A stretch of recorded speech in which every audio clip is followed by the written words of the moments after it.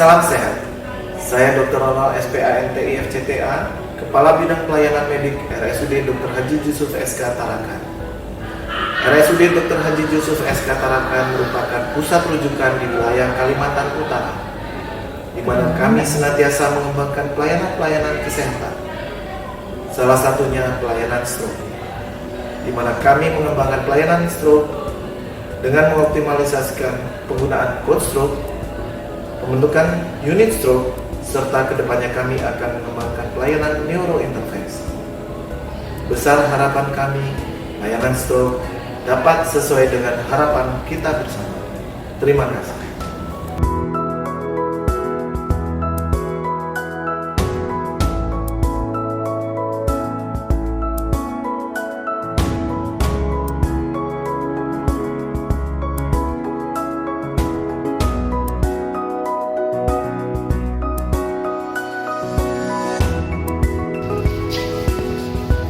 Stroke merupakan penyebab utama kecacatan dan kematian di dunia dan juga khususnya di Indonesia.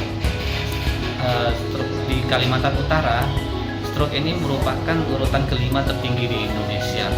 Bagaimana dampaknya ini sangat luar biasa karena membutuhkan biaya dan waktu yang tidak sedikit untuk perawatannya.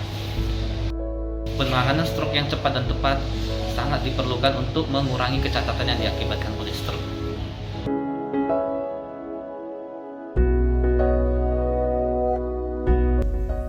Oleh karena dampak yang diakibatkan oleh stroke tadi, penting bagi kita untuk mengenali gejala-gejala stroke. Apa saja gejala stroke? Gejala stroke itu bisa kita ingat dengan slogan segera ke RS. Se-nya itu senyumnya menjadi tidak simetris, bibirnya salah satu ada yang mencong atau ada kesulitan menelan. G-nya itu gerakan separuh tubuh menjadi melemah. R-nya itu bicaranya menjadi pelo atau cadel. K-nya itu ada kebas-kebas separuh tubuh. Kemudian R-nya itu ada rabun satu mata secara tiba-tiba, dan S-nya itu sakit kepala yang sangat luar biasa terjadi mendadak dalam waktu yang sangat cepat. Kemudian penting juga bagi kita untuk mengetahui bahwa stroke itu terdiri dari dua jenis utama. Ada stroke yang diakibatkan oleh penyumbatan pembuluh darah, ada stroke yang diakibatkan oleh pecahnya pembuluh darah atau yang kita sebut dengan stroke perdarahan, karena kedua stroke ini memiliki atau ditata laksana dengan tata laksana yang sedikit berbeda. Nah, pada kasus stroke iskemik atau stroke akibat penyumbatan ini terjadi penyumbatan pembuluh darah sehingga mengganggu aliran darah ke sel otak sehingga sel otak menjadi mati. Nah, kalau pembuluh darah stroke perdarahan terjadi pecah pembuluh darah sehingga terjadi bekuan darah yang menekan sel-sel otak dan juga menurunnya supply ke daerah sel otak yang di ujung.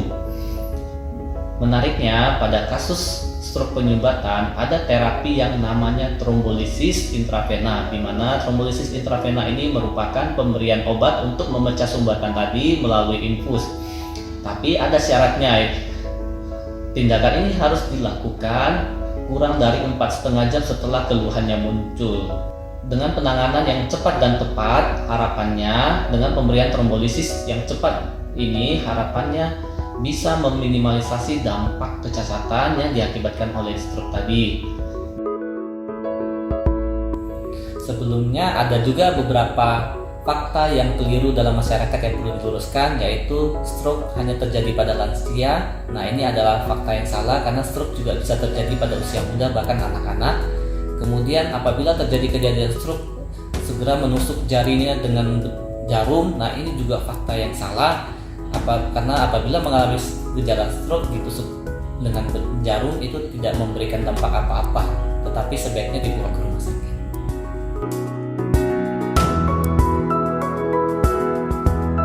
Berikut ini ada video yang menunjukkan hasil dari tindakan trombolisis pada pasien-pasien yang kita kerjakan sebelum dan sesudah trombolisis.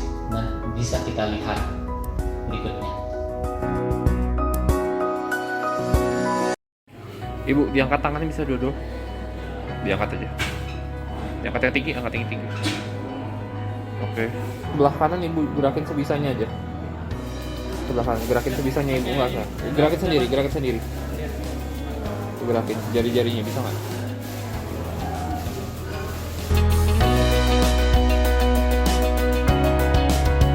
Kemudian dilakukan follow up sesudah tindakan trombolisis keesokan harinya pasien sudah dapat mengangkat kedua tangan dan kakinya hampir simetris.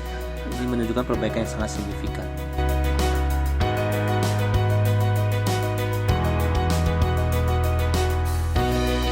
Oke, jadi apabila teman-teman ada yang mengalami keluhan seperti yang tadi sudah kita sebutkan, tingkatkan segera ke RS tadi. Baik teman-teman, ada saudara, ataupun ada tetangga, sesuai slogannya segera ke RS, atau khususnya untuk masyarakat Tarakan bisa ke unit gawat darurat Rumah Sakit Yusuf SK.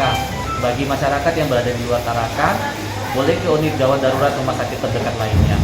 Jadi dari apa yang telah kita sampaikan tadi dapat disimpulkan bahwasanya time is great karena setiap menit sangat berharga untuk tata laksana stroke, sehingga apabila menjumpai gejala-gejala yang telah kita sebutkan segera ke rumah sakit, jangan ditunda lagi.